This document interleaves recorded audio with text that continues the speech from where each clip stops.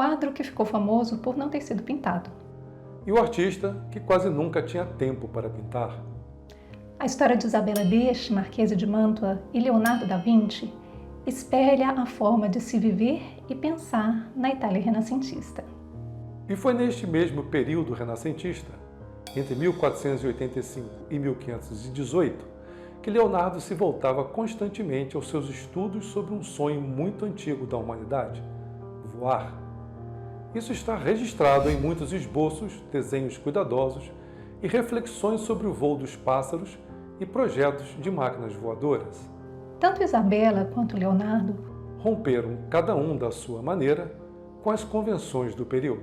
A ironia é que foram exatamente as imposições intrínsecas da batalha intelectual de cada um que fez com que o projeto comum da pintura de um retrato acabasse naufragando. E rompendo as amarras de seu tempo, é de improviso, do mar de névoa, do crepúsculo indeciso, o salto fantástico e cego para o limite entre a ciência, a esperança e o sonho. De súbito, e sem precursor, surgiu esboçada a personalidade do grande mestre florentino. De um só golpe, sem preâmbulo, começou a história do voo humano. Eu sou Laura Rodrigues. Eu sou Marcos Abreu e este é o Hangar Café, Aviação e Arte.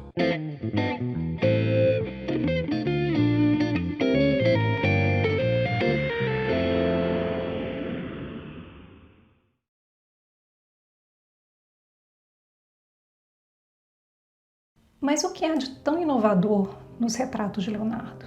Para um observador contemporâneo, talvez seja um pouco difícil perceber de imediato a quebra de convenções. É preciso observar o ponto de partida, como se retratava em pintura no período anterior a Da Vinci. Os retratos produzidos nas décadas de 1450 e 60 em Florença, dos quais se tem conhecimento, são todos feitos em perfil absoluto. Via de regra, as mulheres eram representadas à esquerda. A direita era reservada aos homens, pois era considerada a posição de autoridade. As mulheres à esquerda se apresentavam em perfil, com o olhar reservado, impedido de realizar qualquer contato com o olhar do observador. Porque se os olhos são as janelas da alma, as janelas deveriam manter-se fechadas nas mulheres de honra. Decorosas, trajando vestidos de tecidos caros, cortes modernos e ostentando joias valiosas, as mulheres, os tecidos e as joias serviam para expor a classe social e o poder econômico do marido. O retrato, enfim, não tinha exatamente a função de explorar a personalidade, o caráter ou as inclinações da esposa. Ele era mais uma figurinha no jogo das possessões masculinas.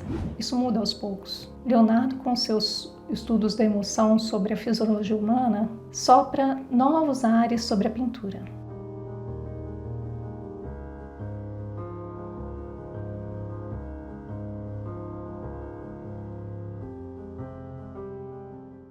E novos e fantásticos ares sobre o sonho de voar foram soprados por Leonardo em seus estudos, que datam de um período entre 1452 e 1519. Somente com a figura ímpar deste gênio, que a seu tempo alcança fama mundial como cientista, inventor, pintor, escultor, arquiteto e engenheiro militar, começa a verdadeira época da pesquisa científica no amanhecer da Idade Moderna. Leonardo foi capaz de pensar em diversas possibilidades técnicas de uma futura conquista do ar pela humanidade e foi o primeiro a transformar o voo em um problema científico. São surpreendentes as relações feitas por Da Vinci sobre a dinâmica do voo. Com uma mente brilhante e extraordinária, o autor da Mona Lisa projetava máquinas voadoras e estudava como ninguém o voo dos pássaros, imbuído da certeza de que o ser humano, a exemplo destes, também poderia voar.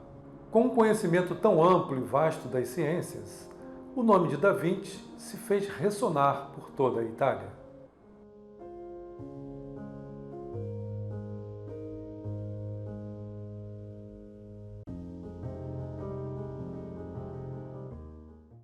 E Leonardo surpreende. No seu quadro de Ginevra de Benty, a poetisa se apresenta em perfil de 3/4 e seu olhar se lança para além da tela, atingindo o espaço do observador. Ela não quebra as normas de decoro e seu olhar aguçado não seduz, mas apresenta uma cabeça pensante por trás das pupilas. Seu ornamento não são joias, mas a força intelectual que exala dessa imagem de uma mulher reservada, mas resoluta. Além disso, ela não é representada em um interior doméstico, mas sim diante de uma paisagem, um espaço externo que, diga-se de passagem, também era até então reservado ao Clube do Bolinha. No seu retrato de Cecília Gallerani, Leonardo dá vida ao corpo de Cecília, dando a ele uma dinâmica sensível que nos permite um conhecimento maior da vida interior da retratada. A mão de Cecília acaricia o arminho, o seu torso se volta à esquerda, enquanto seu rosto faz um giro suave para a direita, em direção à luz. Os olhos grandes e o leve sorriso insinuado no canto direito do lábio indicam uma personalidade forte, altiva e talvez também uma menina geniosa e divertida. Cecília tinha só 17 anos quando serviu de modelo para essa pintura. Nessa época, ela era amante oficial de Ludovico Sforza, o Duque de Milão, futuro esposo de Beatrice d'Este. E Beatrice, por sua vez, era irmã de Isabela, a Marquesa de Mantua.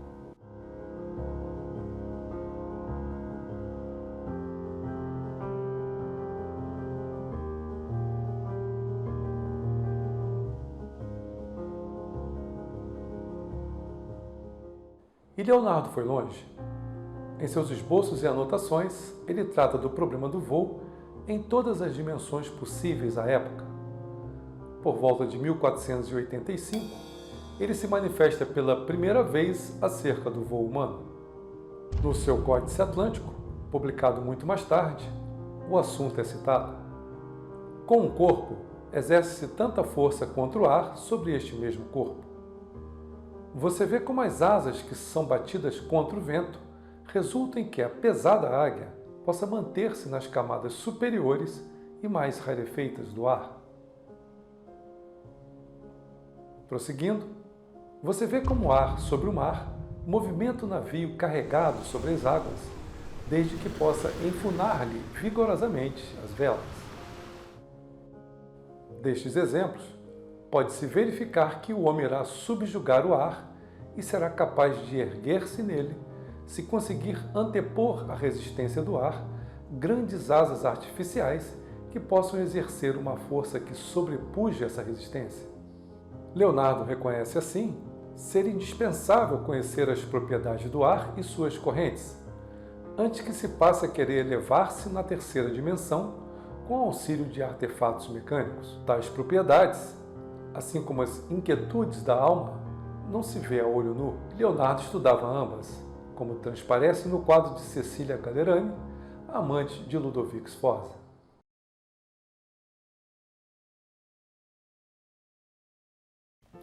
Quando Beatrice d'Este foi para a corte de Milão se casar com Ludovico, a pintura de Cecília, feita por Leonardo da Vinci, já existia.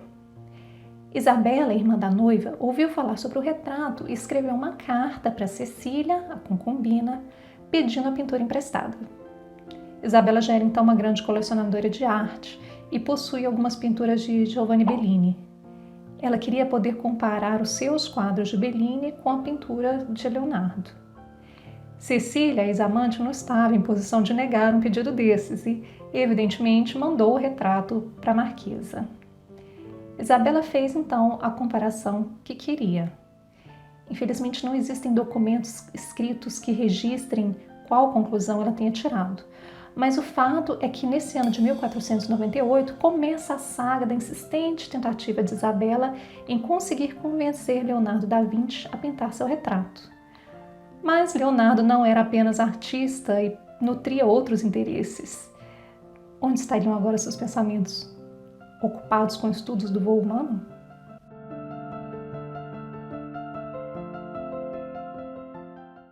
Muito provavelmente sim. Sua imaginação e genialidade viajavam no tempo e no espaço. Ele parte do princípio de que deveria ser possível a realização do voo humano, fazendo-se uma imitação da natureza, projetando ele próprio suas máquinas voadoras. Seu ponto de partida foi idealizar um mecanismo que gerasse uma força direta do homem sobre a máquina, mas rapidamente se convenceu que não seria possível elevar-se no ar apenas por meio da força de braços humanos. Por isso, idealizou artifícios que se propunham a possibilitar uma transmissão de força também das pernas às asas da máquina. Um piloto, alongado sobre uma prancha ou mantendo-se na horizontal por meio de uma correia, ou de preferência um arco de ferro, coloca os pés em 2 estribos fixados na parte de trás do aparelho. Um dos estribos serve para elevar as 2 asas, o outro para as baixar. As hastes transmitem a força das pernas à parte anterior do aparelho, ou seu movimento transforma-se em batimentos, graças a um mecanismo articulado. Ao estabelecer que a força motriz utilizada pelas suas máquinas voadoras é a das pernas e dos braços, restava então a cabeça para dirigir o aparelho. Sua ideia era conectá-la ao comando direcional, de sorte que o movimento para direita ou esquerda resultasse na correspondente oscilação. No esboço, Leonardo representa a ligação de um leme cuja superfície horizontal permite que o piloto ajuste a altura e cuja face vertical que se determine a direção do voo. Experimentos de um gênio que se alteravam com o tempo.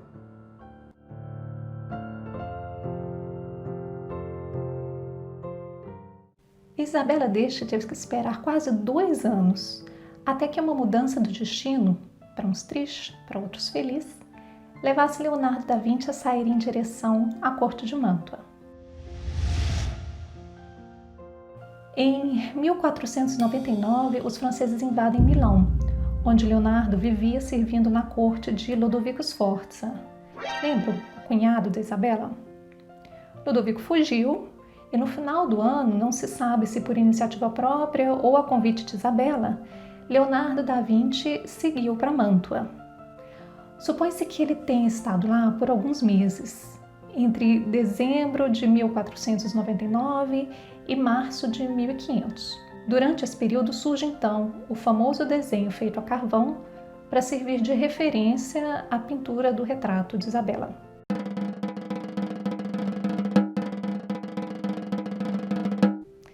Nessa época não era incomum que os modelos, particularmente os nobres, pousassem apenas para o esboço, porque eles julgavam ser muito cansativo ficarem ali imóveis, horas a fio, esperando que o artista terminasse seu trabalho. Então, o tempo que eles disponibilizavam era suficiente apenas para o esboço. A arte final e o colorido eram muitas vezes feitas depois, sem a presença do retratado. E o desenho que o Leonardo fez de Isabela tinha provavelmente esse propósito. A pintura deveria ser realizada tendo por base esse esboço.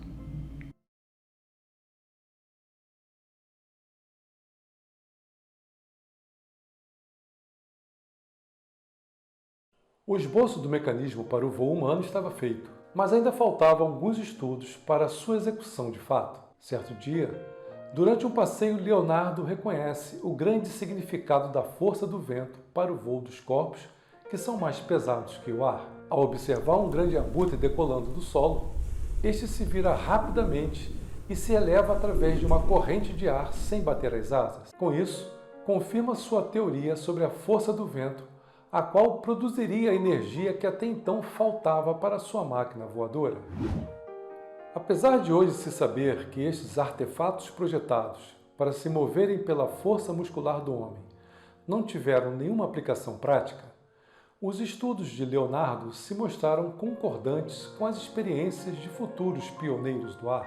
Isso é válido, em particular, para as asas derivadas da anatomia do morcego, que estão próximas dos aparelhos voadores construídos entre 1891 e 1896 pelo alemão Otto Lilienthal.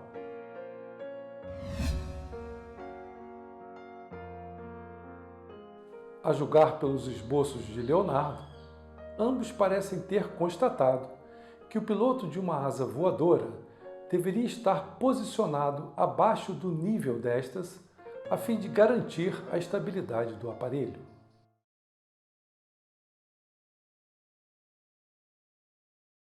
Estabilidade é uma expressão que se aplica bem ao esboço de Isabela. O desenho feito por Da Vinci enquanto ele esteve em Mantua é singular e difere do estilo das pinturas femininas que o artista vinha desenvolvendo até ali. As pinturas anteriores, elas mostravam sempre ou um movimento de torso, ou uma leve inclinação de cabeça, uma mão em movimento, o olhar invadindo o espaço do observador. Tudo isso são ferramentas pictóricas para indicar vida, um movimento de espírito, um pensamento desencadeando uma ação. Leonardo apresenta as mulheres não como ornamentos, e sim como indivíduos. O esboço do retrato de Isabela segue um estilo convencional, estável, por assim dizer.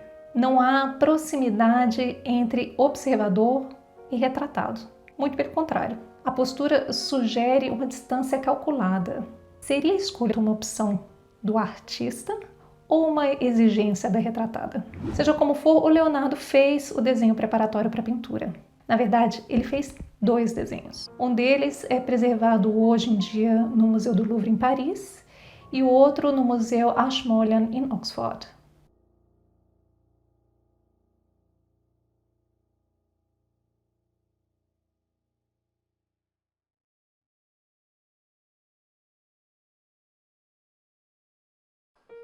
É com admiração que há milhares de anos a humanidade observa o voo dos pássaros, seres que voam, na opinião valiosa de Aristóteles, porque os ventos os sustentam como as águas suportam um barco.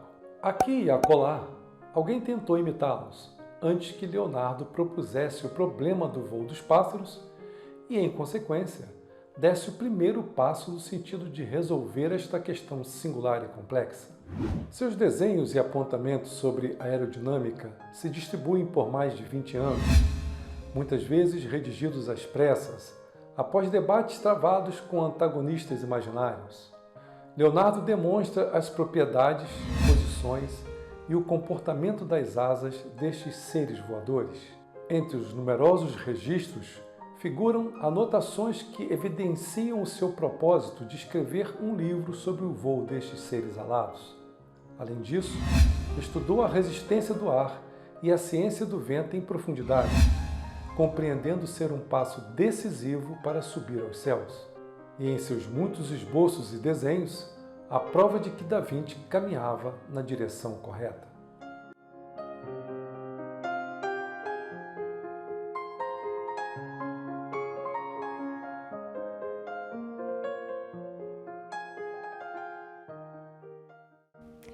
E de posse de uma cópia desse desenho para poder realizar a pintura, Leonardo da Vinci deixa Mantua e segue viagem para Veneza e depois para Florença.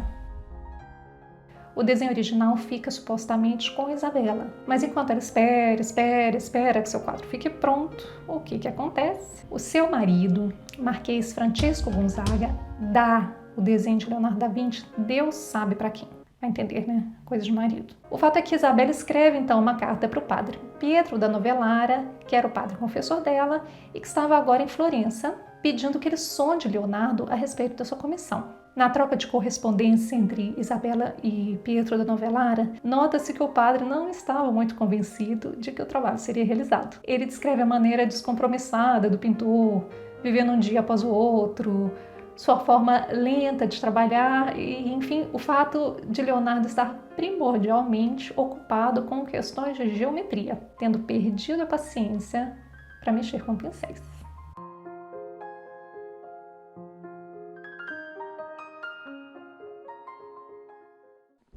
Suas anotações sobre a anatomia e o voo dos pássaros, Leonardo reuniu no ano de 1505, em 4 volumes sob o título O Tratado do Voo dos Pássaros. De suas argumentações, torna-se evidente que ele já percebia o significado e efeito do que hoje conhecemos como centro de gravidade e pressão, e a importância da curvatura das asas das aves. E nos muitos esboços que fez, independente das fraquezas aerodinâmicas e estruturais dos aparelhos projetados, à luz do saber que hoje desfrutamos, pode-se dizer que as dimensões das máquinas voadoras de Da Vinci está para além de qualquer proporção realista comparado com a força muscular limitada do homem. 2 decênios depois dos seus primeiros estudos, Leonardo continuava a trabalhar nesse problema decisivo, recusando-se ainda a aceitar a insuficiência dos requisitos físicos do ser humano para alçar a tão almejado voo.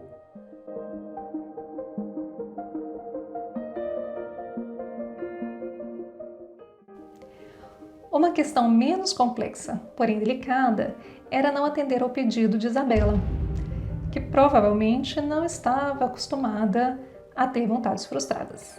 O seu desejo de possuir uma obra de Leonardo é tão grande que ela aceita e propõe até mesmo alternativas.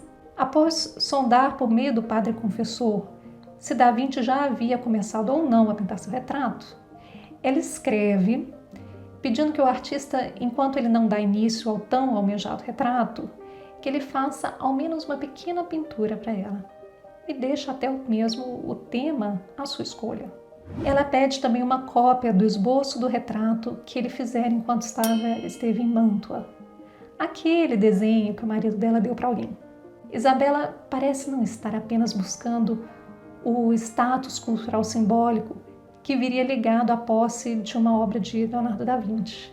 Ela sinaliza um interesse profundo por esse desenho. Anos depois, ela volta a insistir em uma correspondência, prometendo uma grande recompensa caso Da Vinci atendesse a seu pedido. Mas a insistência não traz resultados. Leonardo da Vinci tinha outras preocupações nesse momento.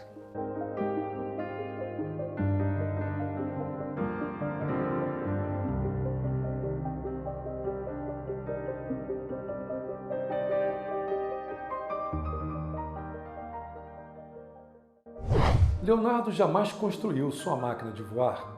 Ele até mesmo mantinha suas ideias de construção em segredo e as escondia de todo mundo. Eram-lhe bem conhecidos os horrores da Inquisição, que poderia facilmente levar à fogueira um espírito independente e esclarecido, um inventor de máquinas diabólicas. Porém, Da Vinci parecia convencido de que ao seu aparelho de voar ainda faltava a necessária força propulsora. Isto era compreensível, mesmo a um gênio incomparável, diante do nível do desenvolvimento técnico da época, de sorte que ele escreve sobre o pássaro como designou o seu aparelho de voo. É um instrumento que trabalha segundo as leis da matemática, um aparelho que um homem pode movimentar de forma adequada, porém não com a força indispensável. Um dos motivos pelos quais Leonardo da Vinci nunca pintou o retrato de Isabela d'Este talvez tenha sido mesmo sua falta de tempo ou o envolvimento com as questões da geometria. Mas há quem suponha que o fato de Isabela ser uma mulher de poder e autoridade, coisas que exigiam uma representação mais estritamente canônica, tenha desanimado Leonardo, o investigador das almas, a realizar o projeto. A composição em perfil foi provavelmente determinada por Isabela. A sua mãe, cujas virtudes como regente já haviam sido louvadas em publicações da época, também fora representada em perfil à direita. As moedas da antiguidade clássica, uma cultura tão admirada por Isabela, também apresentavam os regentes em perfil, assim como ainda era o caso de toda a nobreza do norte da Itália. Inserir-se nessa tradição significava reforçar suas aspirações políticas e intelectuais. Contestá-las poderia custar o reconhecimento pelo qual ela teve que batalhar, um reconhecimento que raramente era dado a uma mulher.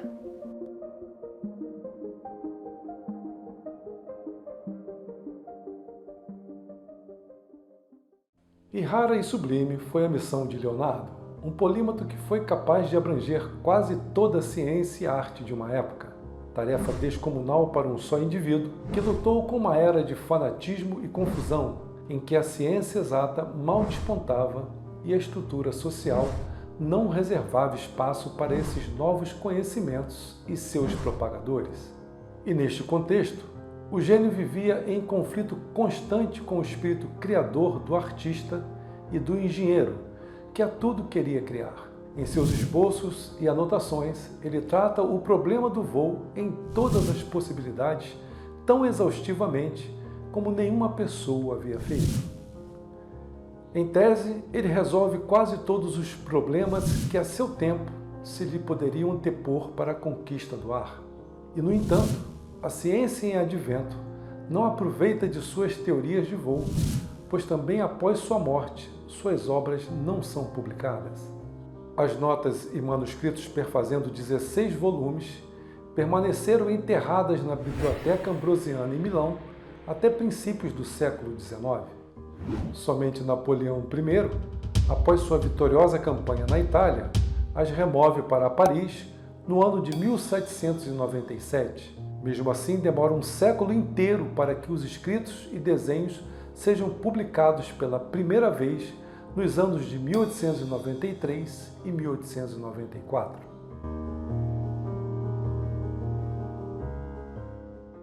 Isabela e Leonardo, cada um reagindo à sua maneira às estruturas do Renascimento italiano. E muito embora suas posições fossem um tanto incompatíveis para a realização de um retrato que correspondesse às expectativas de ambos, havia, enfim, uma certa semelhança na postura em relação ao feminino. O quadro que nunca foi pintado pode assim ser compreendido simbolicamente como a utopia conciliatória que permitiria à mulher exercer a função de um homem sem ter que para isso abrir mão do feminino. Um quadro que até hoje não foi inteiramente pintado, mas ainda é tempo.